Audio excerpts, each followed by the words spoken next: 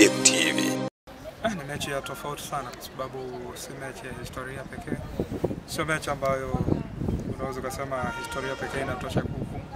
Nafikiri kuna mechi nyingine ambazo huwa tunaweza tukazungumza kiwepesi, lakini hii is all about giving it all. Yaani unajua mechi nyingi walizokutana, kuna mmoja ambaye alikuwa down kuanzia kiuchezaji, whether ni Simba ama Yanga, lazima kuna mmoja ambaye alikuwa down. Lakini nafikiri mara ya mwisho walipokutana mwaka 2011 kwenye uwanja huo CCM Kirumba, bao pekee la Jerry Tegeta dakika 72 ndilo ambalo lilitenga mechi na wote walikuwa bora. Baada ya hapo tumeshuhudia mechi nyingi sana ambazo wanacheza wakiwa mmoja yupo chini mwingine yupo juu, mmoja yupo chini mwingine yupo juu, lakini kwa sasa hivi wanaenda kukutana wote wakiwa kwenye ubora, na ni mechi ambayo mimi binafsi nataraji kuwa mechi nzuri sana kwa sababu ya ubora wa wachezaji wote, performance ya wachezaji namna ambavyo wamekuwa wakijitoa kwenye siku za hivi karibuni, lakini pia nataraji iwe mechi bora kwa sababu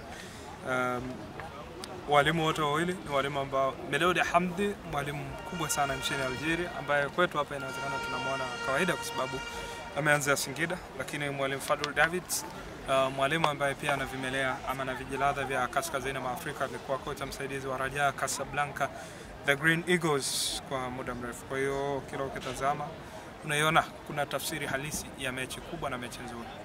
Wanasema Simba mbovu kumfunga Yanga mzuri na Yanga mbovu anamfunga Simba mzuri. Pengine hii mentality kwako ikoje? Hapana, kwa sababu Yanga ameshinda mara 4 dhidi ya Simba akiwa bora. Sasa ukisema mwenye udhaifu ndio anamfunga mwingine, ni tabia za dabi kwamba wakati mwingine hata yule ambaye anaonekana mbovu ana uwezo wa kushinda. Ndio tabia ya dabi. Lakini kwa maana ya kwamba eti mwenye ubovu ndio huwa anashinda, watu wangekuwa wanajilazimisha wabovu kuelekea kwenye mechi ili washinde. Sasa siamini kwenye hicho kitu, na naamini kwenye track ya kuania ubingwa bado haiwezi kuakisi kitu chochote kwamba eti mbovu ndio anaenda kushinda dabi. Nafikiri dabi inabaki kwa dabi, ni mechi nzuri, mechi ambayo kila mchezaji anatamani kuicheza. Uliona juzi Liverpool dhidi ya Everton, sare ya 2-2, Gerard White kwenye dakika za mwisho zile anakuja kuchomoa. Kila mtu alikuwa na hiyo tension na ile mood unayoiona ndio ambayo unataraji kuiona kwenye mechi kama ya Simba. Tupige kura turufu sasa. Wewe binafsi unampa nani nafasi ya Sheikh hiyo kaka?